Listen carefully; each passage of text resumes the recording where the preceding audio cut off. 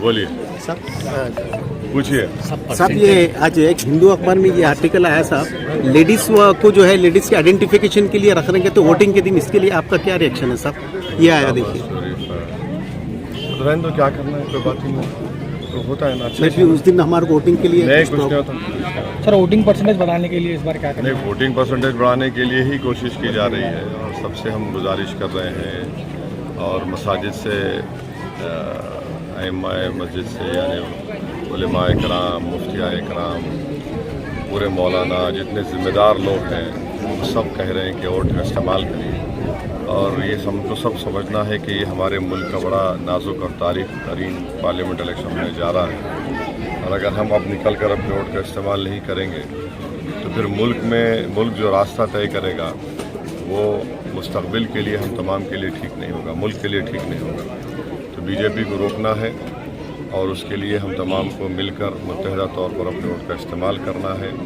हैदराबाद तेलंगाना में जो भाईचारगी है, मोहब्बत है, अमन का माहौल है, उसको बरकरार रखने के लिए हम उम्मीद करते हैं कि हैदराबाद पार्लियामेंट से MIM पार्टी को वोट देंगे और पूरे तेलंगाना के दीगर 16 पार्लियामानी हलकों से बीजेपी को शिकस्त देंगे।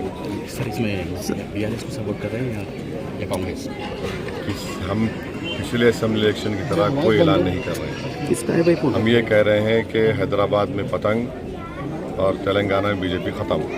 तो अब इसके लिए अवाम अक्लमंद है, बाशऊर है, अवाम जानती है कि बीजेपी को कैसा हराया जा सकता है और ये हमारा फैसला है और आप देखेंगे कि इंशाअल्लाह ताला मजलिस के इस ऐलान के बाद अवाम को पैगाम मिल चुका है। सर बीजेपी का जो नारा है इस बार 400 पार, उसके ताल्लुक से आपका क्या? देखिए 400 पार का जो नारा है वो इसलिए दिया जा रहा है कि हमारे आइन को, संविधान को, कॉन्स्टिट्यूशन को बदल देना। कल ही राजस्थान के बीजेपी के एक डिप्टी चीफ मिनिस्टर मोहतरमा हैं, उन्होंने कह दिया कि अगर 400 पार मिलेंगे तो आइन और संविधान को बदल देंगे। जब आइन और संविधान बदलेगा तो right to equality, basic structure चला जाएगा। ये रिजर्वेशन जो दलितों को मिल रहा है वो ख़त्म हो जाएगा, BCs को जो रिजर्वेशन मिल रहा है ख़त्म हो जाएगा। आर्टिकल 29 और 30 के तहत जो हमको हमारे तहजीब का तहफ़्फ़ुज़ का हक़ दिया गया वो ख़त्म हो जाएगा। दफ़ा 30 के तहत जो अक़लियतों को अपने पसंद के तालीम इदारे खोलने की इजाज़त है वो ख़त्म हो जाएगा। तो ये एक बहुत बड़ी लड़ाई है जिसको आवाम से उम्मीद करते हैं कि उसको देखेंगे और अपने एक वोट का इस्तेमाल करेंगे। सुबह 7 बजे से शाम में 6 बजे तक हम सब को मिलकर अपने वोट का इस्तेमाल करना है और अगर कोई ये समझ रहा है कि मेरे वोट नहीं डालने से फ़र्क नहीं पड़ेगा तो फिर याद रखिए वोट एक अमानत है, आप अमानत में ख़यानत नहीं कर सकते। उस दिन एक दिन आपको कोई फार्म हाउस में जाने की ज़रूरत नहीं है, कोई दावत मनाने की ज़रूरत नहीं है। जाइए, वोट का इस्तेमाल करिए, आप अपना हक़ अदा करिए, मुल्क को बचाइए, हैदराबाद के अमन को मजबूत करिए, अपने इत्तेहाद को मजबूत रखिए, अपने सियासी शऊर का सबूत दीजिए। ये हम सबको करने की ज़रूरत है। साहब अब की बार भी इलेक्शन के जो चीट्स है उसके अंदर बेकायदगी पाई जाती है। क्या है? तकरीबन एक घर के 5 वोट है तो जिसमें से 2 वोट ऐसा नहीं है, बाज़ वोटों की जंपिंग हुई है, वो चेक कर रहे हैं, चेक करके दे देंगे आपको, क्योंकि अब तो हमारे पास ऐप है, सही वो उससे प्रिंट आउट निकल जाता है, वहीं का दे सकते हैं सर। दे रहे सब, लेकिन बाज़ जगह है और 5 अगर वोटर्स है तो उसमें से 2 का नहीं है सब, चेक करने के बाद ही पहले जो चेक करके दे सकते, बाद में दूसरे बूथ पे क्या होगा नाम चेक कर लेंगे। सब एक अपने हैदराबाद के नॉर्मल आवाम का सवाल है। असद साहब ज़्यादा मेहनत करें लेकिन असद साहब ही आते, लोगों के आवाम मतलब जो नॉर्मल जो बातें चल रही वो सिर्फ असद साहब ही जीते, लेकिन असद साहब ज़्यादा मेहनत क्यों कर रहे हैं? बीजेपी की वजह से या माधवी लतानी की वजह से? मैं 1994 में आज से 30 साल पहले हल्के असेंबली चारमीनार के MLA था। मैं तो ये समझ रहा हूँ कि मेहनत कम कर रहा हूँ। मैं मेहनत तो इलेक्शन में नहीं कर तो कब करेंगे भाई? सोशल मीडिया पर अरे भाई पब्लिक का देखिए, पब्लिक इलेक्शन है, मैं हर तरफ मेरे को जाना है, लोगों को मैं दिखना। नवाब साहब कुंटे में आया, मैं कल चंद्रायन याखुतपुरे में हूँ, तो हर तरफ 7 असेंबली हल्के जाते हैं, तो आवाम के पास जाके उनसे मेरे को गुजारिश करना है ना वोट देने के लिए। तो ये मेहनत तो करना ही पड़ेगा, जमहूरियत है, कैंडिडेट का काम है मेहनत करना।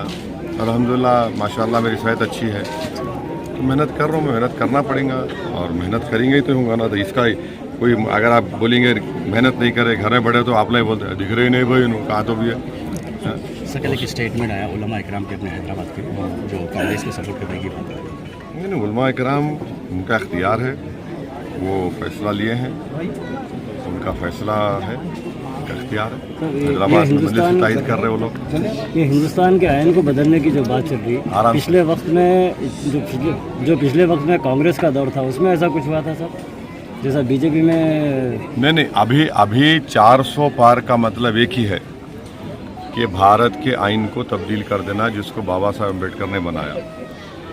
और अगर आप आरएसएस के जितने सरसंघचालक जो शुरू उनके पहले जो चीफ थे, सरसंघचालक मतलब चीफ थे, हेगडेवर से लेके गोलवालकर, और उसके बाद जितने भी बने, सुदर्शन बने या राजू भैया बने या फिर अब हैं मौजूदा, इन सब की तकारीर नेट पे अवेलेबल हैं। इनके लिखे हुए किताबें या जो भी है, उसमें एक बात की तरफ हमेशा ये लोग बोलते हैं कि आइन सही नहीं बना। तो इसलिए यकीनन ये ख़तरा है, बेसिक स्ट्रक्चर को ख़त्म करना इनके जहनों में है। अब बेसिक स्ट्रक्चर जो है वो भारत के फंडामेंटल राइट्स का एक चैप्टर है पूरा। वो पिछले वक्त में कांग्रेस के दौर में कुछ बदलाव हुआ था सर? इमरजेंसी हुई थी ना कांग्रेस ज़माने में, जी इमरजेंसी हुई आइन में कुछ थी, बदलाव? जबरी नसबंदी हुई थी, कई हुकूमतों का 356 का गलत इस्तेमाल हुआ था प्रेसिडेंट रूल नाफिज करने के लिए। सर ये बीजेपी जो है मुस्लिम रिजर्वेशन के ताल्लुक से बार बार कह रही है कि मुस्लिम रिजर्वेशन मुस्लिम रिजर्वेशन नहीं है, दलित रिजर्वेशन भी, ओबीसी रिजर्वेशन सब खत्म करना चाहती है बीजेपी। हैदराबाद हमेशा जब भी आते हैं तो हैदराबाद के लोगों को रजाकार बोल के जाते हैं, इसके ऊपर आप क्या कहेंगे? 13 के दिन जवाब मिलेगा उनको, 13 के दिन जवाब मिलेगा। उनका ने पेटेंट है रजाकारों का। रजाकार जो थे वो भाग गए 57 में, जो वफादार